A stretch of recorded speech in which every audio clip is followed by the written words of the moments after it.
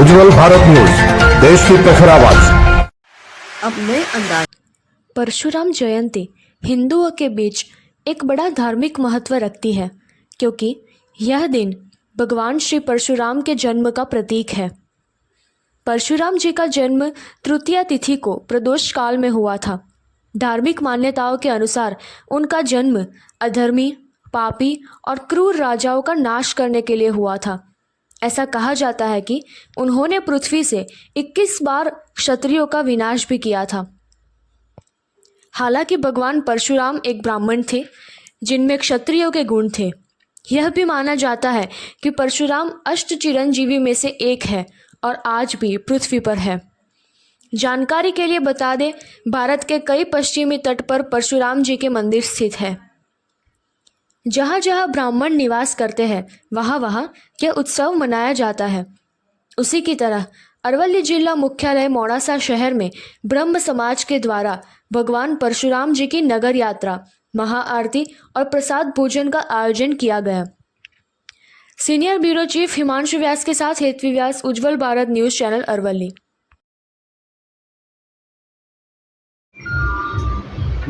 ब्रह्म समाज के इष्ट देवता यानी कि परशुराम, विष्णु के अवतार परशुराम जी की आज जन्म जयंती है, तो पूरे भारत भर में इस त्यौहार को बड़ी धामधूम से मनाया जा रहा है। तो हम देखते हैं कि आज अरवली जिले में भूदेव द्वारा भी भगवान परशुराम जी की शोभा यात्रा निकाली जाएगी, महाआरती होगी और उनको प्रसाद स्वरूप भोजन भी किया जाएगा।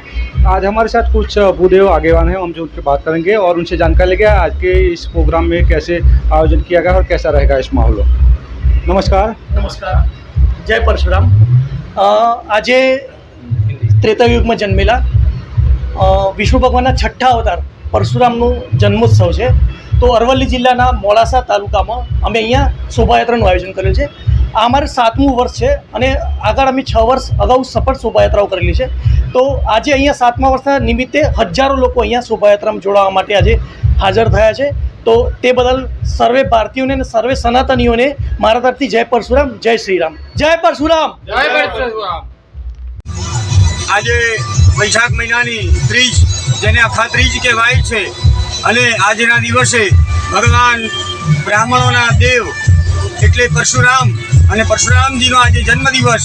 તો આજના દિવસે અરવલ્લી જિલ્લામાં મોડાસાની અંદર બ્રાહ્મણો ભૂદેવો દ્વારા અહીંયા આયોજન કરવામાં આવ્યું છે પરશુરામ જયંતિ નિમિત્તેની શોભાયાત્રા, અને એ શોભાયાત્રામાં આખા મોડાસાના દરેક ભૂદેવો જોડાયા છે।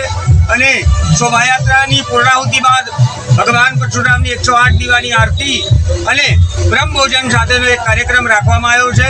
દરેક ક્ષેત્રના દરેક ભૂદેવોને જય પરશુરામ। આજે ચૈત્ર શુદ્ધ ત્રીજ એટલે કે અખાત્રીજ, અખાત્રીજની સાથે સાથે વિષ્ણુ ભગવાનના છઠ્ઠા અવતાર એટલે કે ભગવાન શ્રી પરશુરામનો જન્મોત્સવ। ભગવાન શ્રી પરશુરામ કે જેઓએ સમાજને શસ્ત્ર અને શાસ્ત્ર આ બંને શીખવાડ્યા છે। ભગવાન શ્રી પરશુરામ એટલે બ્રાહ્મણોના આરાધ્ય દેવ। જ્યારે એમનો આજે જન્મોત્સવ છે ત્યારે બ્રહ્મ સમાજ દ્વારા, બ્રાહ્મણ સમાજ દ્વારા દુનિયાભરમાં તેમનો જન્મોત્સવ રંગે ચંગે ઉજવાયો।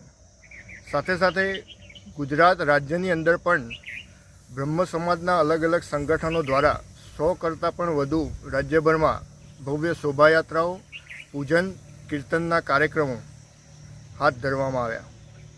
જે પ્રસંગે સાબરકાંઠાના હિંમતનગર ખાતે ભગવાન શ્રી પરશુરામ પાર્ક ખાતે શ્રી સમસ્ત ગુજરાત બ્રહ્મ સમાજ હિંમતનગર સાબરકાંઠા દ્વારા ભગવાન પરશુરામ ભગવાનનો જન્મોત્સવ ઉજવવામાં આવ્યો।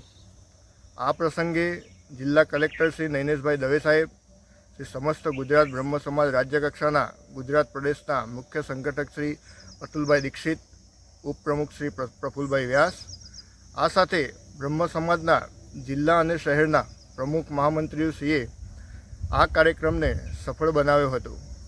આજના આ પ્રસંગે હું આપ સર્વેને પણ ભગવાન પરશુરામ જન્મોત્સવની હાર્દિક શુભેચ્છાઓ આપું છું। ખૂબ ખૂબ શુભેચ્છાઓ। હર હર મહાદેવ, જય પરશુરામ।